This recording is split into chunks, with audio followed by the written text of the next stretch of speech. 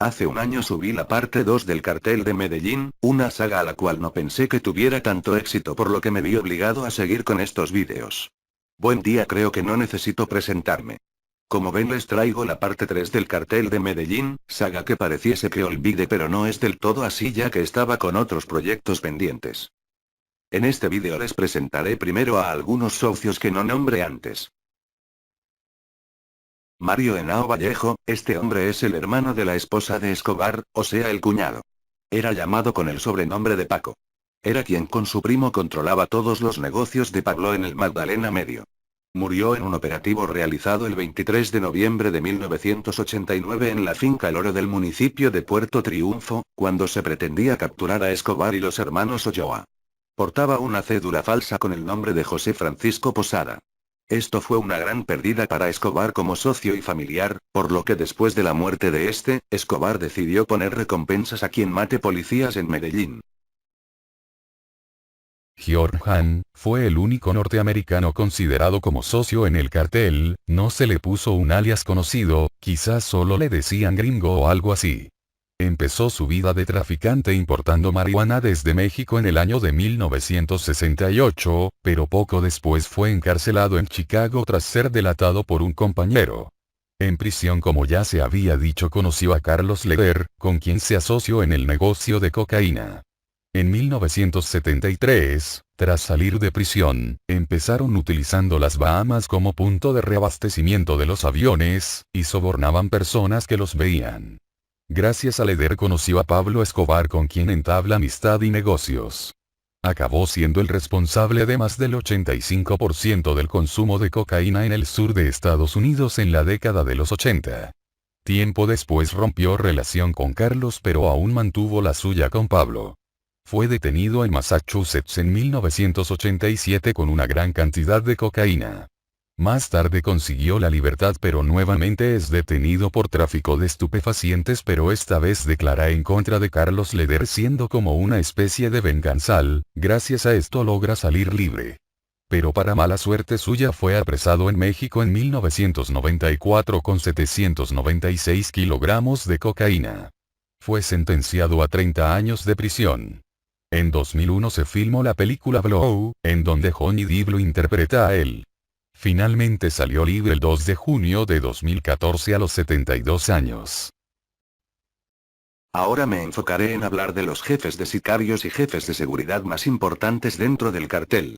Los jefes de sicarios eran quienes recibían la orden de Pablo de realizar un atentado, secuestro, asesinato, etc., y estos debían llevar a cabo la misión. Los jefes de seguridad eran los encargados de la seguridad de los patrones, sus viviendas, sus familias, entre otras cosas. John Jairo Arias Tascón, más conocido como Pinina o Andrea, fue otro de los sicarios más importantes dentro de la estructura del cartel. Su niñez transcurrió en medio de la pobreza y la violencia de los barrios marginales de Medellín. A los 12 habría sido ladrón, a los 14 pandillero y a los 15 hizo sus primeros trabajos en el sicariato. Se ganó los apodos de Pinina y Andrea debido a que solía tener una voz parecida a la actriz Andrea del Boca. Muy rápidamente ascendió en la jerarquía del sicariato hasta llegar a ser uno de los hombres más cercanos a Pablo Escobar. Como este sicario vivía en los barrios pobres, podía reclutar gente de la zona para el sicariato. A los 29 ya era el jefe de los 2000 sicarios que tenía el cartel. El primer gran ataque contra el Estado, o sea el asesinato del ministro Lara, fue una tarea que Escobar lo puso a cargo a él. Fue él quien contrató y pagó a Virón de Jesús Velázquez, Iván Darío Guisao Álvarez, que cometieron el asesinato en abril de 1984. En 1988 se le dio la orden de comenzar una guerra contra el cartel de Cali. Pinina fue hasta el Valle del Cauca, en donde se instaló para matar a los cabecillas de dicho cartel. Sin embargo, esta misión fracasó. Luego de este fracaso se trasladó a la capital del país, en donde organizó varias explosiones que dejaron 262 civiles muertos, 129 policías asesinados en Medellín y miles de damnificados en todo el país. También junto a Popeye mataron al coronel Quintero. Finalmente el 14 de junio de 1990 la policía lo ubica en su departamento en el barrio del Poblado en Medellín. Al intentar escapar por una ventana en el tercer piso, cayó hacia el sótano en donde a pesar de estar gravemente herido intentó subir al primer piso en donde tras una balacera lograron matarlo. John Jairo Velázquez Vázquez, mejor conocido como el Popeye, fue uno de los sicarios más importantes del cartel y uno de los más fieles a Escobar. Prestó servicio militar en la Marina colombiana, por lo que ahí se le derivó el apodo de Popeye, en cual también tenía un parecido físico al personaje. Fue el líder máximo de los sicarios aproximadamente del 86 en adelante, fue responsable del secuestro a Andrés Pastrana, un candidato a la alcaldía de Bogotá en 1988, también del secuestro y asesinato de Carlos Mauro Hoyos, un procurador de la nación. Estos secuestros fueron ordenados por Escobar para presionar al gobierno y derogar la ley de extradición a los Estados Unidos. También secuestraron a Francisco Santos en 1990, en cual era un periodista que repudiaba los actos del narcoterrorismo, los cuales expresaba sus opiniones en el diario El Tiempo. Mató al general Quintero luego de varios intentos fallidos en 1989. Se entregó a la justicia en 1992, fue condenado por terrorismo, narcotráfico, concierto para delinquir con fines terroristas y homicidio. Él mismo confiesa haber asesinado a 250 personas.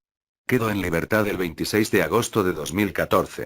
Actualmente vive en la clandestinidad y suele declarar varios secretos ocultos del cartel de Medellín a la prensa, en cuales algunos son polémicos. También cabe decir que se ha creado una cuenta aquí en YouTube, en la descripción está el link. Mario Castaño Molina alias El Chopo fue el último jefe militar del cartel.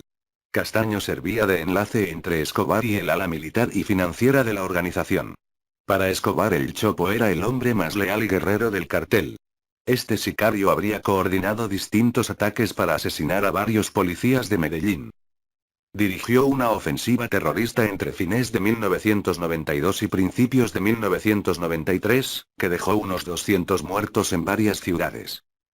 Al final, el 19 de marzo de 1993, la policía lo encontró en su departamento mientras dormía sin camisa, se enfrentó a las autoridades pero recibió 48 impactos de bala en el tiroteo. Brances Alexander Muñoz Mosquera, apodado Tyson debido a su parecido con el exboxeador. Fue después de la muerte de Pinina y antes del Chopo el jefe del ala militar de la organización, fue hijo de una familia de evangélicos. Muñoz es señalado como uno de los terroristas que dirigió en diciembre de 1989, dinamitar el cuartel general del DAS. También se dice que instaló 2 carros bomba en los barrios Quirigua y Niza. Fue uno de los responsables del atentado a un avión de Avianca en 1989. Ordenó el asesinato de 200 policías en Medellín. Tyson fue localizado por el bloque de búsqueda el 28 de octubre de 1992. Se dice que estaba en compañía de 2 mujeres, logró hacer 2 ráfagas con una subametralladora, sin embargo luego fue abatido por 18 balazos. Se le atribuyen al menos 700 asesinatos. Denis Muñoz Mosquera alias La Kika fue el hermano de Brances alias Tyson, él fue el primero de los 2 en entrar al servicio de Escobar. Para la policía era señalado como jefe del ala terrorista del cartel. Manejaba un grupo de 140 sicarios. Está acusado de dirigir el asesinato de medio centenar de policías, y la colocación de varios carros bombas, y también está vinculado con el atentado del avión Avianca. Es capturado al oriente de Antioquia en enero de 1991. Se fugó de la cárcel La Modelo en abril del mismo año. Posteriormente viajaría a Estados Unidos para fugarse, sin embargo la DEA lo retuvo el 26 de septiembre de 1991 en la calle 103 de Queens, Nueva York. En un principio fue detenido por poseer un pasaporte falso, por lo que le correspondía una condena de 6 meses, pero las autoridades descubrieron que era parte de la organización terrorista del cartel, por lo que lo condenaron a 5 cadenas perpetuas. Aún hoy sigue preso en la cárcel de Florence, Estados Unidos. Luis Carlos Alzate Urquillo alias El Arete fue hijo de la esposa de Roberto Escobar. Se sabe que estuvo involucrado en el terrorismo y el sicariato, sin embargo se nota que tuvo un papel importante en el ala terrorista del cartel. Él mismo confesó a la justicia 30 de 50 delitos cometidos por esa organización narcoterrorista. Se declaró coordinador del atentado contra el avión de Avianca en el que murieron 107 personas y, que de acuerdo con él, intentaba asesinar al, en su época, candidato a la presidencia César Gaviria. Se lo acusó de haber coordinado la bomba Aldaz, con la cual pretendían asesinar al entonces director de ese organismo, Miguel Alfredo Maza Márquez. También se lo acusó del atentado del Teatro Lioli. Urquijo fue uno de los 5 presos que no se fugaron de la catedral. Con todo esto y a raíz varios carros bomba que coordinó, se convirtió en una prioridad del bloque de búsqueda. Finalmente se entregó a las autoridades el 15 de febrero de 1992. En 2008 se había rumoreado que al salir de prisión había sido asesinado, pero se dice que sobrevivió y según Popeye hoy vive en España bajo el anonimato. Hernán Darío Henao, conocido como HH, fue el primo de María y Mario Henao. Era el jefe de seguridad del cartel, además era el confidente del capo y su principal asesor. Entre 1984 y 1988 HH se encargó de dirigir grupos de justicia privada para mantener abierto el cordón del Magdalena Medio, que era una zona específica para el negocio. Con su primo Mario Henao controló laboratorios que el cartel tenía establecidos en esa zona del país. En 1990, Henao fue capturado con otros 27 hombres a quienes se les decomisó armas, explosivos y dinero. Durante esa operación escaparon Escobar y Jorge Luis Ochoa. Henao dispuso los grupos de evacuación para la fuga de los narcotraficantes. Tras su detención, fue trasladado a la Cárcel Nacional Modelo de Bogotá, y puesto en libertad posteriormente. Luego de la muerte de Tyson en 1992, Henao intentó reconstruir el ala militar que dirigía el terrorista. Pero fue abatido por la policía el 1 de marzo de 1993 en el barrio Laureles de Medellín. Se dice que un hombre fue el que lo entregó, por lo cual ganó 100 millones de pesos ofrecidos como recompensa por el gobierno. John Jairo Posada Valencia, llamado por sus compañeros como el Tití, fue uno de los hombres más cercanos a Escobar, e inclusive actuó como su doble en algunas ocasiones. Este sicario, junto a otros, tuvo a su cargo el asesinato del entonces director de la policía de Antioquia, Valdemar Franklin Quintero.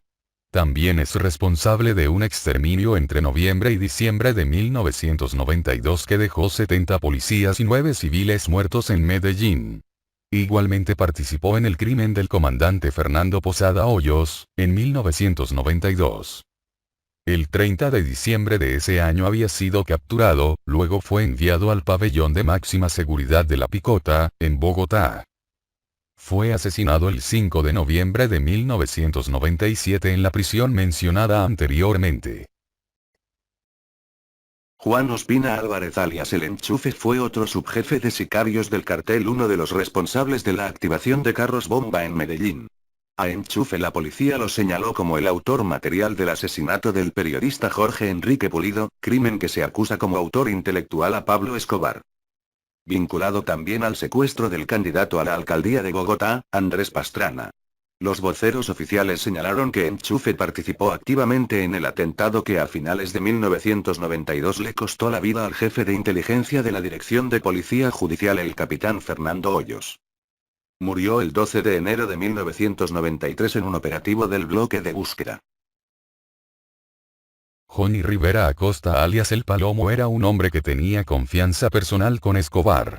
Era uno de los comandantes del ala terrorista del cartel y experto francotirador. Se entregó junto a su padrón en 1991, pero se fugaron el año siguiente. Prófugo, se refugió en un principio en Manizales, pero más tarde lo haría en Medellín e Itagüí. Se dice que pagó a grupos de pistoleros para asesinar a 38 policías en Medellín. Además había sido responsabilizado del ataque con carro bomba en las cercanías de la Plaza de Toros La Macarena en febrero de 1991. Para su mala suerte, mientras se refugiaba en Itagüí, fue localizado por los efectivos del bloque de búsqueda, quienes le dieron de baja, a las 2:30 de la mañana del 27 de noviembre de 1992. Quienes estaban encargados de la seguridad del Palomo trataron de fugarse disparando contra los uniformados, pero fueron muertos. Jorge Enrique Velázquez, conocido como El Navegante, era el hombre de confianza de Rodríguez Gacha. Lo logró a través del envío de droga al exterior y de la importación de armas para sus ejércitos paramilitares. Sin embargo, no resultó ser más que un informante del cartel de Cali que se había infiltrado en el cartel de Medellín. Gracias a la información que le dio a la policía, ellos pudieron dar de baja al mexicano. Sin embargo, él asegura que el mismo mexicano se suicidó para no ser asesinado por la policía. Esta misma le dijo que él no debía decir que se había quitado la vida, así la policía podía salir premiada por esa baja. Cuando Escobar se entera, puso precio a quien lo asesine. Pero finalmente pudo irse a vivir a Estados Unidos, saliendo ileso. Álvaro de Jesús Agudelo alias El Limón, primero fue hombre de confianza de Roberto Escobar, pero a la entrega de este pasó a ser la mano derecha de su hermano Pablo. Se convirtió en su guardaespaldas personal durante los últimos 8 meses de vida. Cuando el 2 de diciembre de 1993 la policía logra localizar a Escobar, estos salen a los techos del barrio donde se refugiaban al huir por el tejado de la casa donde se hallaban escondidos, logró alcanzar la calle y se refugió en el antejardín de una vivienda, para ser dado de baja por un uniformado que se encontraba cerca de allí. Murió junto a su patrón en un lapso de minutos. Bueno, eso fue todo por ahora. La siguiente parte hablaré de la cronología desde la formación del cartel hasta su desaparición, quizá la próxima sea la última parte. Bueno, adiós.